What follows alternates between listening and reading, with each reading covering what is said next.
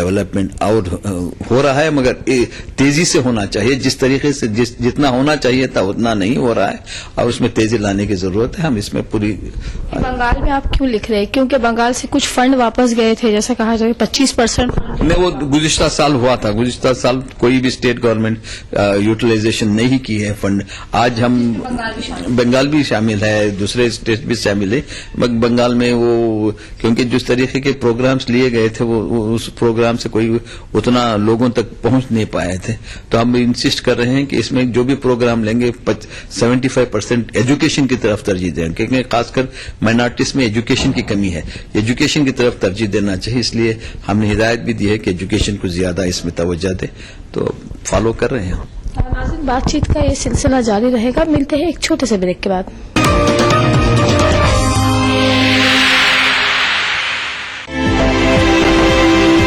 दुनिया अपडेट, खबरों का नया और अनूठा शो, जिसमें हम आपको दिखाएंगे दुनिया की अहम खबरें और करेंगे उनका तज्जिया। जानेंगे दुनिया की अहम घटनाओं का भारत पर क्या होगा असर। दिखाएंगे ग्लैमर जगत का हाल और तेज खबरों में देखेंगे क्या कुछ हुआ पूरी दुनिया में बीते हफ्ते के दौरान। तो देखना न भूले दुनिया अपडेट हर रविवार शाम 6 बजे ETV उर्दू पर।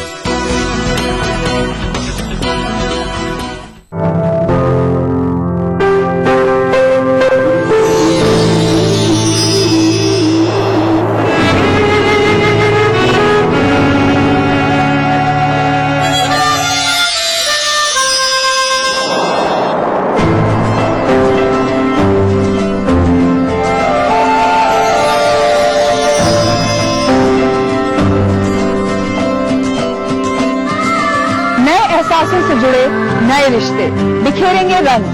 जिंदगी लाइव सीजन 5 इतवार दोपहर 12 बजे और शनिवार दोपहर 12:30 बजे।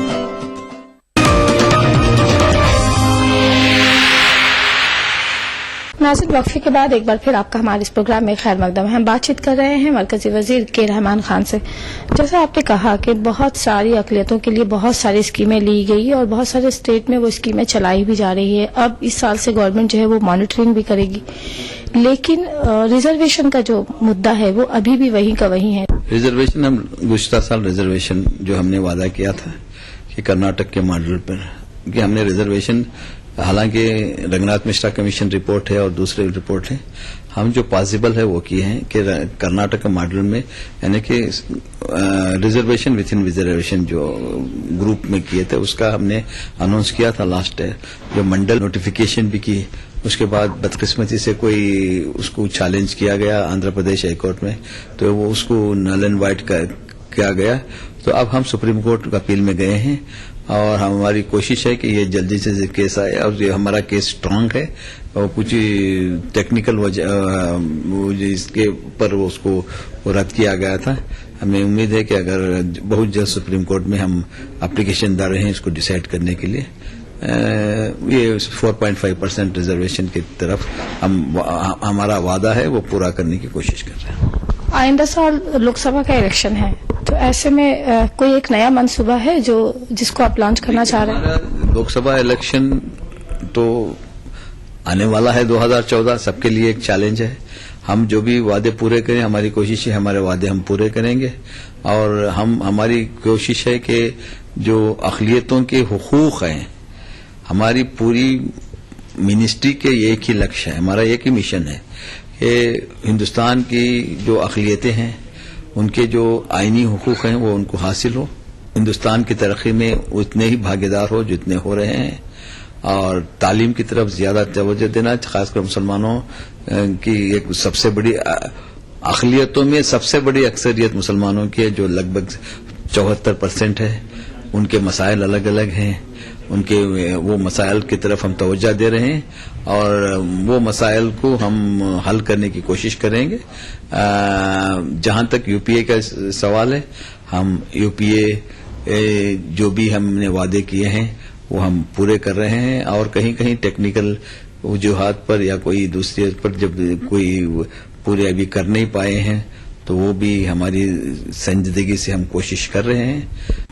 एम्प्लॉयमेंट जनरेशन जो होना चाहिए उसकी तरफ तवज्जो देना भी जरूरी है। और प्राइवेट सेक्टर में हमारे शेयर कुछ नहीं है, वो भी इंडस्ट्री की तरफ भी हमको तवज्जो देना चाहिए। और हमारे जो अनएम्प्लॉयड यूथ्स हैं उनके मसाइल हैं, उनको एक तरक्की के लिए मौके ढूंढना पड़ेगा। इन तमाम मसाइल को एक हल करना है, जैसा कि प्लान तरीके से हम जैसा कि मुल्क की तरक्की हुई है इसी तरह से अक़लियतों को भी एक प्लान तरीके से हमको जाना है। ये हमारे मंसूबे हैं, देखेंगे अल्लाह क्या चाहता है और मुल्क के लोग क्या चाहते हैं। इस बार जो लोकसभा का इलेक्शन होगा वो एनडीए और यूपीए, एक तरफ मोदी है एक तरफ राहुल गांधी है, तो कांग्रेस को इस बार कई चैलेंजों का सामना, खासकर महंगाई को लेकर थोड़ी बहुत नाराजगी देखी जा रही है। तो ऐसे में नहीं लगता कि मुस्लिम वोट एक बड़ा फैक्टर होगा? क्या लगता है कि देखिए, अक़लियतों का वोट एक फैक्टर है, कोई इसे निकाल नहीं सकता, मगर जो भी मसाइल हैं वो मुल्क के मसाइल हैं, अक़लियतों की ही मसाइल नहीं है।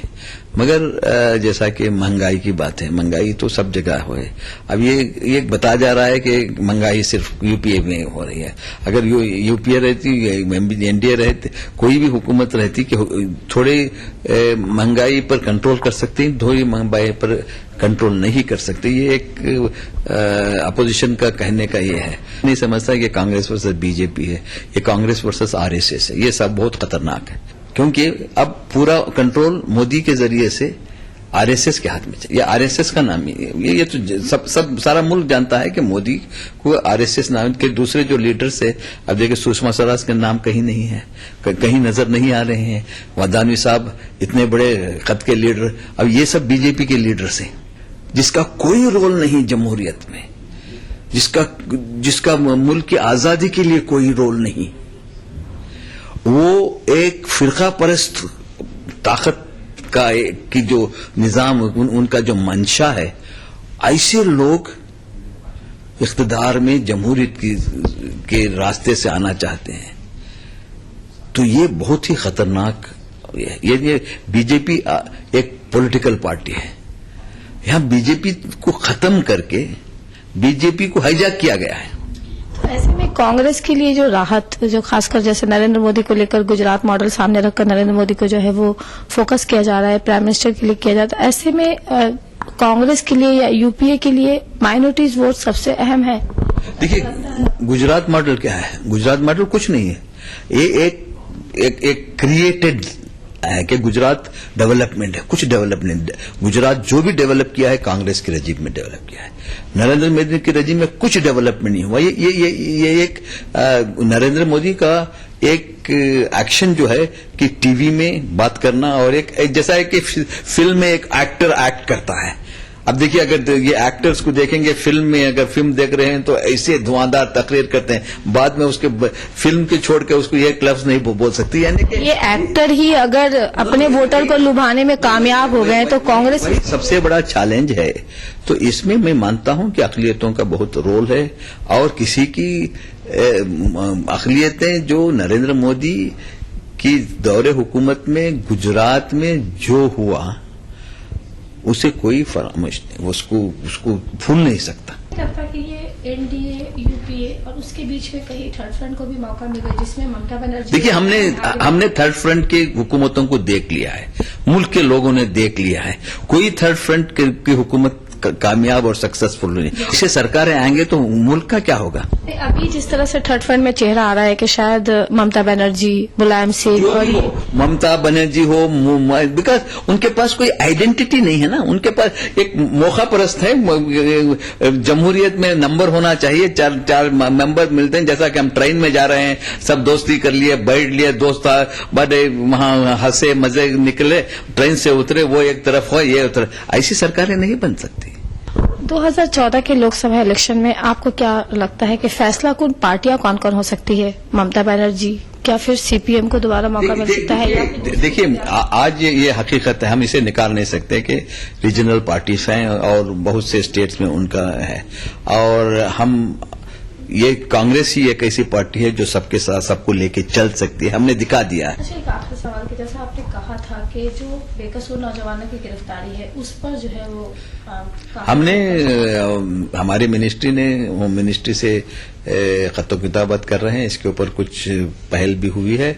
मुझे उम्मीद है कि आने वाले दिनों में इसके ऊपर होम मिनिस्ट्री साहब ने एक लेटर लिखा था सारे स्टेट गवर्नमेंट जी के जो फास्ट ट्रैक कोर्ट रख के उनको उनके ऊपर एक रिव्यू करके कर रहे हैं।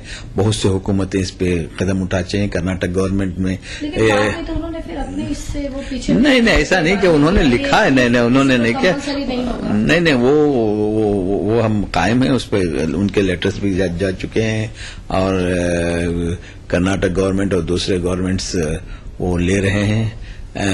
ये कमेटी भी कर्नाटक गवर्नमेंट अपने मंशूर में भी कहा है कि कमेटी बन रही है जज के अंडर, रिव्यू कमेटी, तो हम उसको परस्यू करेंगे। रहमान साहब, आपका हमारे साथ बातचीत करने के लिए बहुत बहुत शुक्रिया। तो नाज़रीन, ये थे मरकजी वजीर के रहमान खान साहब, जिन्होंने साफ किया कि 2014 के इलेक्शन से पहले मरकजी वजारत ने मरकजी हुकूमत की अक़लियती वजारत ने जो वादे किए थे वो इन वादों को पूरा करने की कोशिश करेंगे।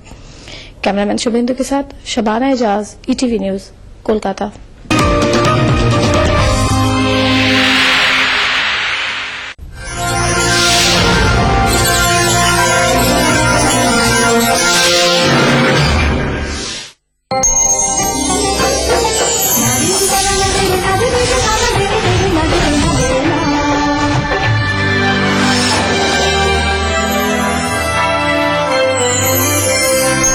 ETV उर्दू पर अगला प्रोग्राम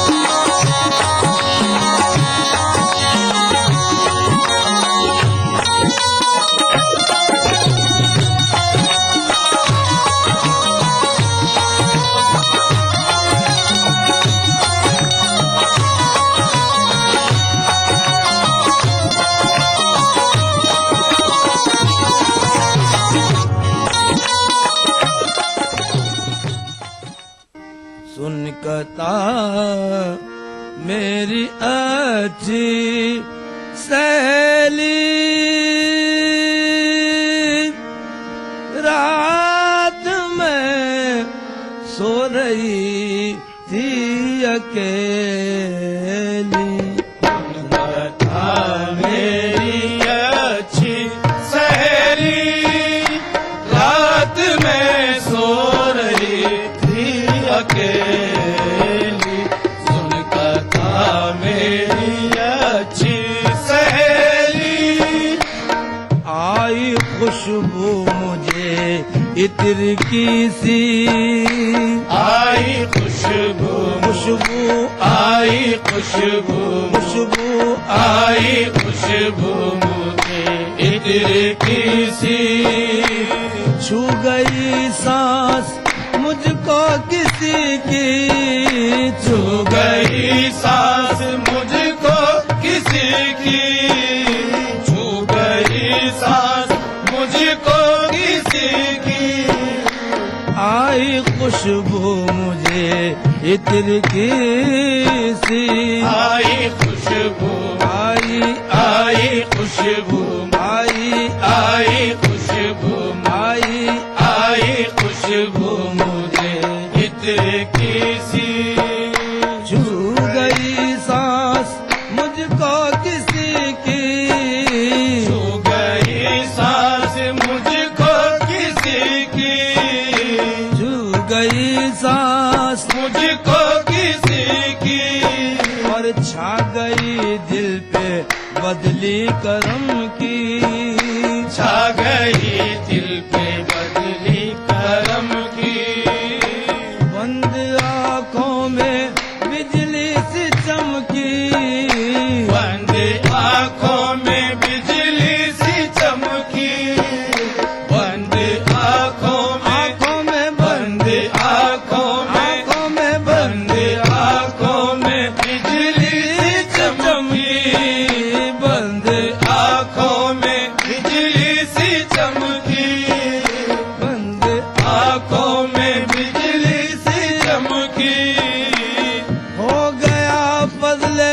बारी ताला, हो गया फजले बारी ताला, हो गया फजले बारी ताला, हो गया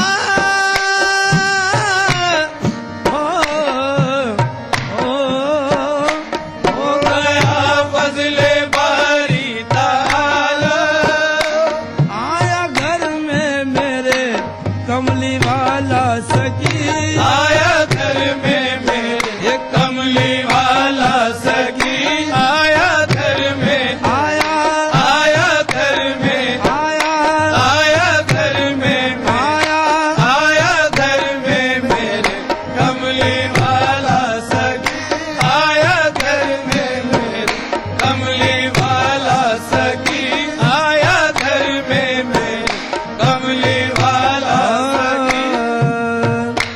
आवे जो घर में तो लूंगी भलैया, आवे जो घर में तो लूंगी भलैया, और झपट कदमों पे गिरूंगी, और झपट कदमों पे गिरूंगी, और दामन को पकड़ कर ये अर्ज करूंगी, आया घर में मेरे, आया घर में, आया आया घर में मेरे, कमली वाला सखी, आया घर में मेरे कमली वाला सखी, आया घर में मेरे, हो गया बदले बारी ताला, हो गया फजले बारी ताला, आया घर में मेरे कमली वाला सुन बता मेरी अच्छी सहेली, रात में सो रही, आए अकेली सहेली, रात में सो रही, ओहो अकेली सहेली, रात में सो रही थी, सुन कथा मेरी अच्छी सहेली, मैं वे दीदे रुके यार हूँ मैं वे दीदे रुके यार हूँ यार हूँ मैं वे दीदे रुके यार हूँ यार हूँ मैं वे दीदे रुके यार हूँ मैं, ख्वाब में हूँ के बेदार हूँ मैं, अब मैं हूँ के बेदार हूँ मैं, अब मैं हूँ के बेदार हूँ मैं वे दीदे रुके यार हूँ मैं वे दीदे रुके यार हूँ, रुके यार हूँ मैं वे दीदे रुके यार हूँ, रुके यार हूँ मैं वे दीदे रुके यार हूँ मैं वे दीदे रुके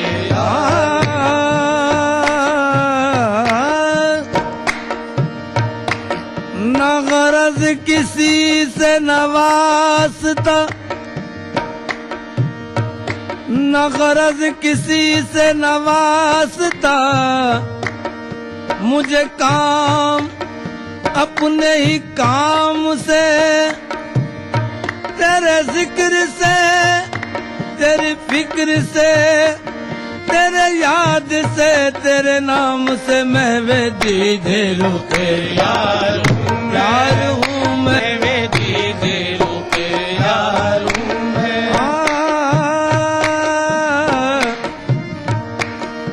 न मन बेहुदा गिरदे कूचो बाजार में गर्दम, मजाक आशकी दारम पे दीदार में गर्दम, मैं वे दीदे रुके यार हूँ मैं वे दीदे रुके यार हूँ मैं, और ख्वाब में हूँ के बेदार हूँ मैं, अब मैं हूँ के बेदार हूँ मैं, अब जले आग में मेरी सौतन, अब जले आग में मेरी सौतन, मैं तो बांधी हूँ दामन से दामन पिया का, मैं तो बांधी हूँ दामन से दामन, दामन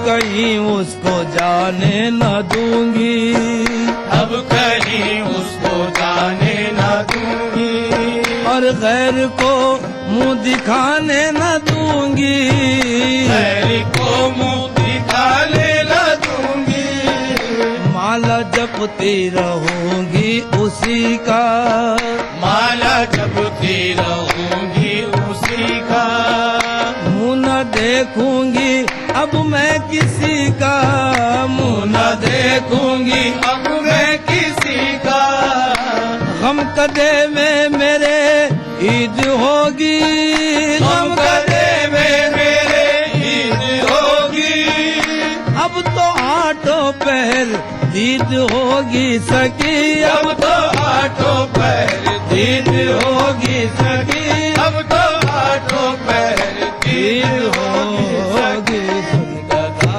मेरी अच्छी सहेली सो रही थी अकेली,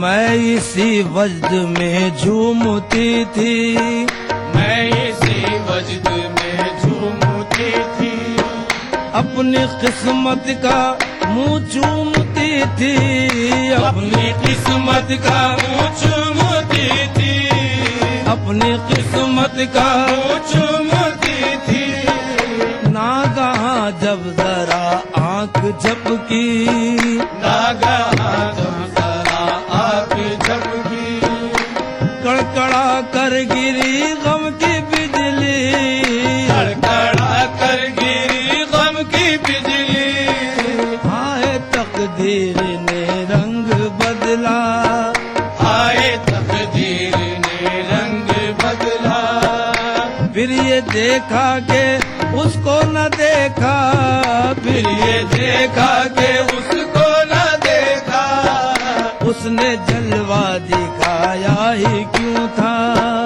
उसने जलवा दिखाया ही क्यों था, जाने वाला फिर आया ही क्यों था, जाने वाला फिर आया ही क्यों था, उसने अमजद का जी क्यों जलाया, उसने अमजद का उसने अमजद का उसने अमजद का जी क्यों जलाया, उसने अमजद का जी क्यों जलाया, और छुपने वाले ने मुंह क्यों दिखाया, छुपने वाले ने मुंह क्यों दिखाया, अब वो हम है ना वो हम नशी है, अब वो हम है ना वो हम नशी है, आए सब हो के कुछ भी नहीं है, कथा मेरी अच्छी सहेली, उसने अमजद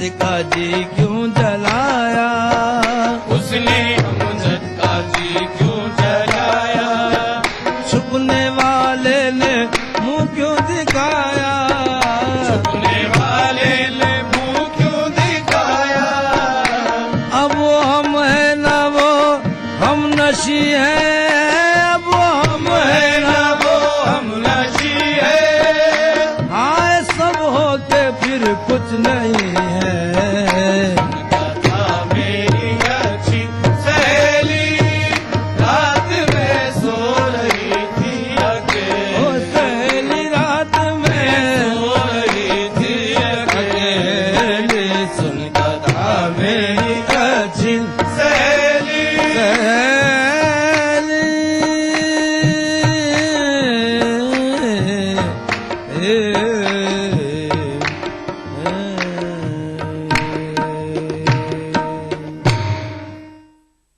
महफिले समा।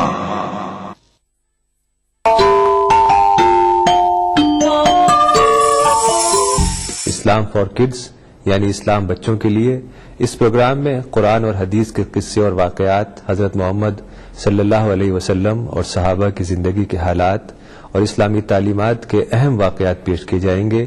इसमें हमारे लिए सबक है, गाइडेंस है और रहनुमाई का सामान है। इसी के साथ साथ इस्लामी तालीमात की वो बातें भी हम आपके सामने रखेंगे जिसमें मॉरल वैल्यूज सिखाई गई हैं, ताकि हम अपने अंदर आला कैरेक्टर, आला अखलाक पैदा कर सकें और दुनिया और आखिरत में कामयाबी हासिल कर सके। इस्लाम फॉर किड्स हर इतवार सुबह 9 बजे सिर्फ ईटीवी उर्दू पर। तमाम उम्र हम एक दूसरे से लड़ते रहे, मगर मरे तो बराबर में जाके लेट गए। वो हुक्म अगर आपका जन्नत को चले हम महबूब खुदा से ये कज़ा पूछें। ये किसी नाम का नहीं होता, ये किसी धाम का नहीं होता। प्यार में जब तलक नहीं टूटे, दिल किसी काम का नहीं होता। इश्के मासूम की रानाई चली जाएगी, तुम जो पास आए तो तन्हाई चली जाएगी। इस हफ्ते महफिल मुशायरा देखिए नगर पालिका परिषद बिजनौर के जेर एहतमाम मुनक्किदा एक शानदार उर्दू मुशायरा सनीचर सिर्फ ईटीवी उर्दू पर। महफिले समा। या रसूल अल्लाह, या रसूल अल्लाह, या रसूल अल्लाह, या रसूल अल्लाह, या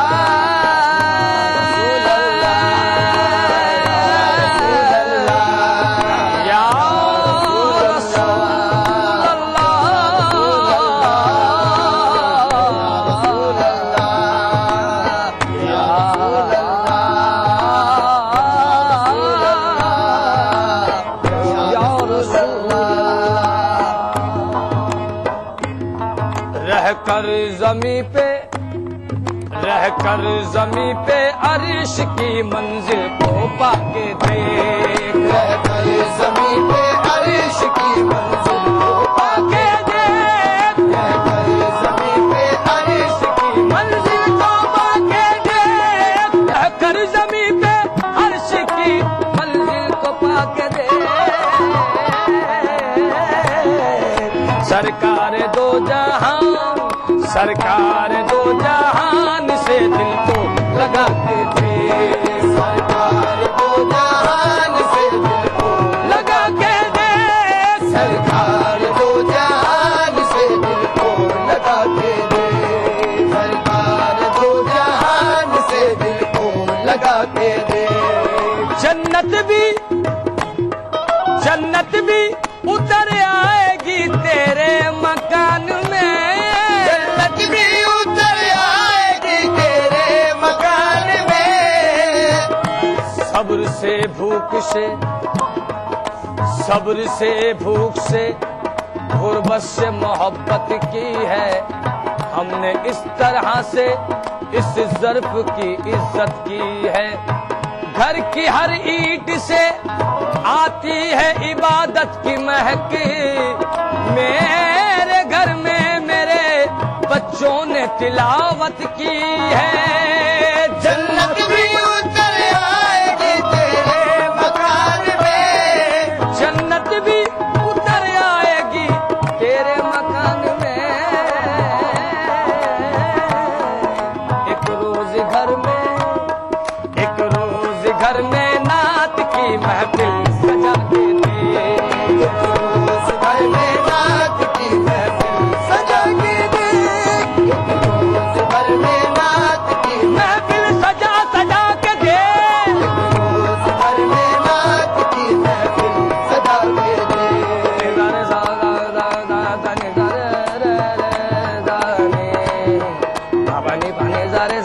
सारे गा पा गा रे सा, सारे गा पा गा पानी पानी दा रे दा नी पा मा गा रे नी सा। एक रोज घर में नात की महफिल सजा के देख। एक रोज घर में नात की महफिल सजा के देख। एक रोज घर में नात की महफिल सजा के देख। महबूब की महफिल को महबूब सजाते हैं, महबूब की महफिल को